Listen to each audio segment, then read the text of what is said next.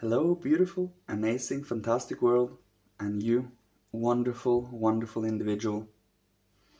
Today I would like to speak about stimulating your inner faculties for thinking, and of course infusing it with heart. Pure thinking without any heart often leads to cold, detached pictures. By actually using your whole being, which we always should include when we are objectively observing things, is important too. We cannot truly imagine what this world is like without us here, without our senses, without our inner faculties of thinking, feeling and willing, and our consciousness in general. And the reason for it being, we never lose consciousness. Never. Every single thing in this universe have different stages and levels of consciousness. And when we pass, it is the ego, when extracting all life experiences of understanding, love, and, what we have striven for with our own being, we will take as an extract and an essence with us further with our ego.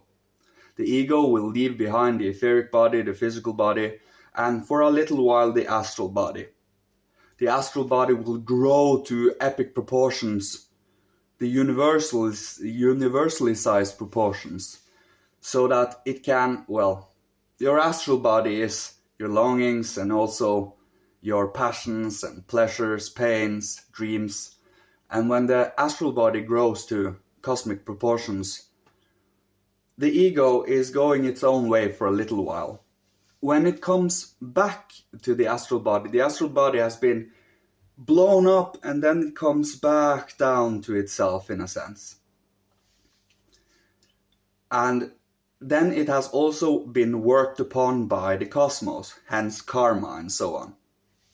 The etheric body dissolves into the life body of the earth, and when we come back to this planet, when we choose to incarnate again, we have worked upon the etheric body with our own etheric body of the earth.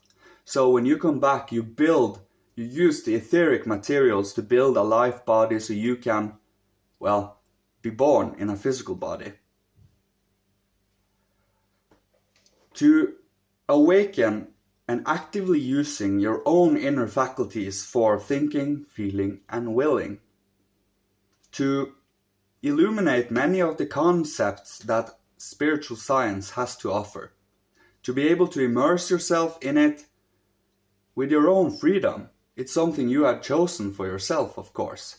It is not something anyone forces you to do, but it is something we do nonetheless because we wish to help and to see this world grow and develop and awaken to morals and ethics.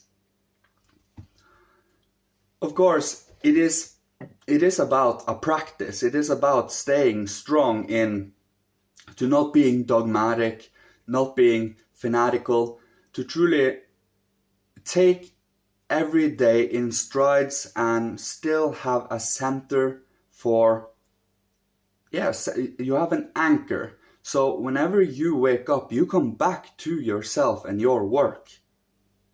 So every day you can continue the work you did the day before. And that is also hold a consistency, a steady stream your whole life, so that we don't go helter-skelter everywhere. You are, in a certain sense, in a conscious, steady stream of your own being, more or less. And of course, using your thinking strengthens your faculties for thinking. And by memorizing and also taking forth memories you have been experiencing, so you can observe it just as you would observe, a picture of a tree or anything around you, truly, where you can actually, the more you are observing your own memories, the stronger and more clear they become, so that they are easier to see the details of, if need be. That is also how you strengthen your faculties for memories. And by using your thinking, infusing it with heart, you also strengthen your will, because in the normal default way, we do not have any heart in thinking. The thinking goes on automatic, and it is pretty cold and detached and very clear cut in its own little speculations and so on. The world is very much alive, changing, ever flowing, and a constant influx of impulses and new creative thoughts to observe and grab a hold of. As we all know, the spiritual world doesn't meddle in free will, so we have to, in freedom, choose to grab their hand, meet them in the middle. That is why we stimulate our inner faculties. By stimulating our inner faculties in morals, ethics, and in freedom, we actually grab a hold of our own development. And by being able to see what comes up from our own inner soul, what comes up as flaws and as karma and as shortcomings for us human beings, we as individuals will have to deal with step by step. Of course, we are not in an extreme hurry yet, but it should be grabbed a hold of so that we can actually build a foundation for our inner being. To be able to have a foundation is very much helpful in this world that is so chaotic and in many ways it seems very hopeless and dark.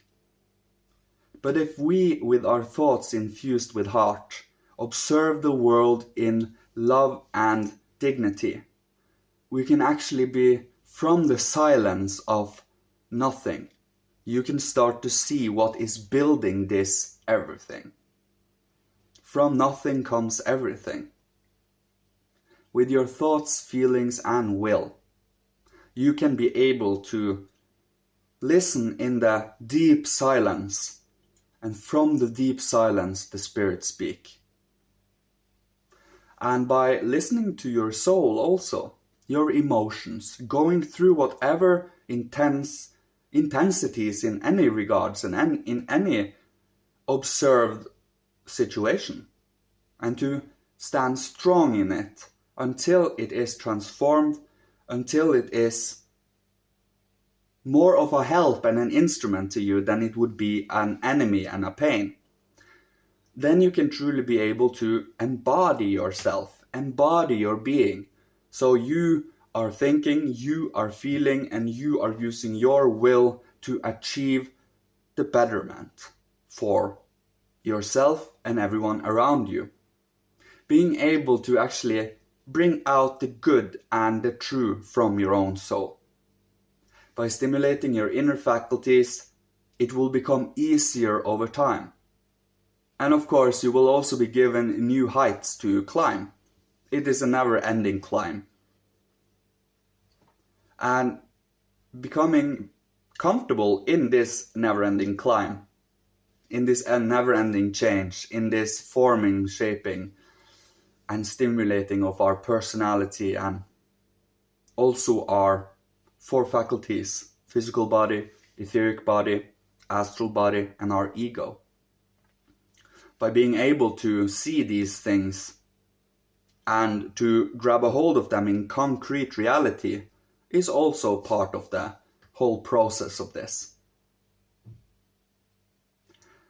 It is fully possible to achieve a high degree of control and mastery within your own being, and to be able to truly grab a hold of it so that you can become, well, the director of your own being, of your creative endeavors, of what you deem necessary and, well, uplifting to the world. Is every single one's choice and freedom to do. We are all different. Yes, we are human beings and we have certain likeness to us. Like we all need to eat, we all need to sleep, and we all need the physical faculties, the physical, well, necessities to survive, like any animal need. What is different with every one of us? Our interests, also our thinking, feeling, and willing, are in different levels and with different interests from every single individual, unless we choose to follow along a group or a path chosen for us, or neglect the inner work altogether. You see here, you as an inner being have a whole lot of uniqueness to you. Your personality is unique, and the setup and the combinations of inner faculties you have is different from my setup of inner faculties, which brings us to the difference. We also have different physical bodies also, and that is also what we should cultivate. The difference in subjectivity and lifting it up to objectivity.